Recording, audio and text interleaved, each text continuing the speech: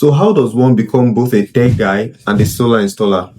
Here is my story. My journey started in 2020 during the COVID-19 pandemic. At that time, I was in 200 level in school, and because everyone was at home, I decided I needed to learn a tech skill. That was how I started learning front-end development from my mentor. After some time, Google Developer Student Clubs came to my university and organized a study jam. I joined the program, and funnily enough, my instructor was still Prosper. This time, he was teaching Android development in From Kotlin. There, my tech journey kept growing.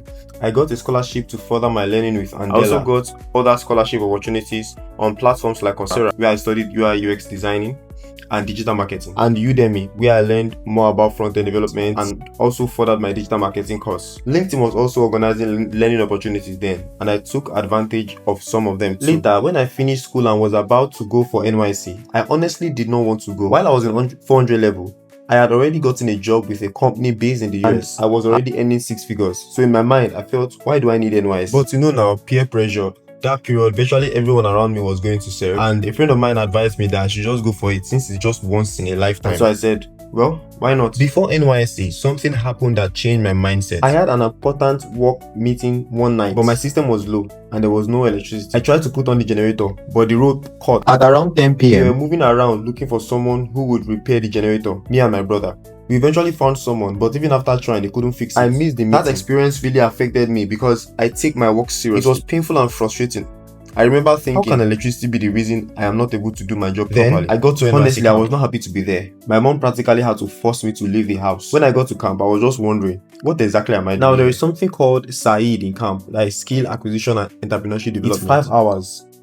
During the orientation period, I was always sleeping. 2 times, I was woken up by some of the officials because I was always staying in front. So, when I realized that they were always waking me up, I decided I would only be staying at the back so I can sleep comfortably without any disturbance. I felt sleep was the only thing I could do to forget about my annoyance of the whole thing. Then, one particular day, when they were about to start the training, I already positioned my chair to sleep as usual. A friend of mine, someone I had trained back when I was in secondary school, came, walked up to me and said, greeted me, and he was like, let's go to the solar installation department. I was shocked because I didn't even know solar installation training was going on in camp. Immediately, I remember the night I missed my meeting because there was no power and the generator failed. At the moment, I said to myself, why not? So I followed him, and that was it. It felt like I had finally found the reason I was in camp. I became very passionate about the solar installation class. I even became the class captain. After camp, I continued the training because I wanted to understand. One day, while we were on the roof with our instructor, he asked each of us, why are you learning this skill? Some of my colleagues said they wanted to make money. Some said they wanted to start a business. When it got to my turn, I told him, sir, I just want to be able to give myself power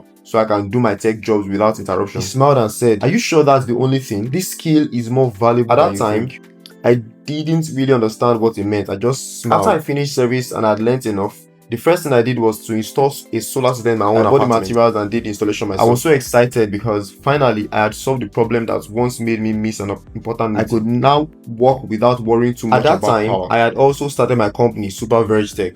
One day, I was speaking with one of my cousins and telling her about my business. I told her I build mobile apps, I build websites, I help companies manage their social media, I do UI UX, I do a lot of tech. Then she asked me, what about your solar installation? I told her, I don't really see it as a business. I just like sitting at home and working. I don't really like moving around to install solar systems. But she insisted that I should add it to what I do. And honestly, she was right. I added solar installation to my services, and that was the beginning of another journey. Some of my friends started telling me, if you're not the one installing it, nobody's installing it for me. One friend, it became 2, from 2 it became 3, from 3 it became more. Before I knew it, I was installing solar systems in different homes and businesses across Nigeria. And that is how I became both a tech guy and a solar installer. Today, I build mobile apps, websites, and digital solutions. But I also help people and businesses solve one of the biggest problems we face: stable power. So when I call myself the tech lord, it is not just because I love technology. It's because my journey has taught me that technology is not just about writing code. It's about solving real problems.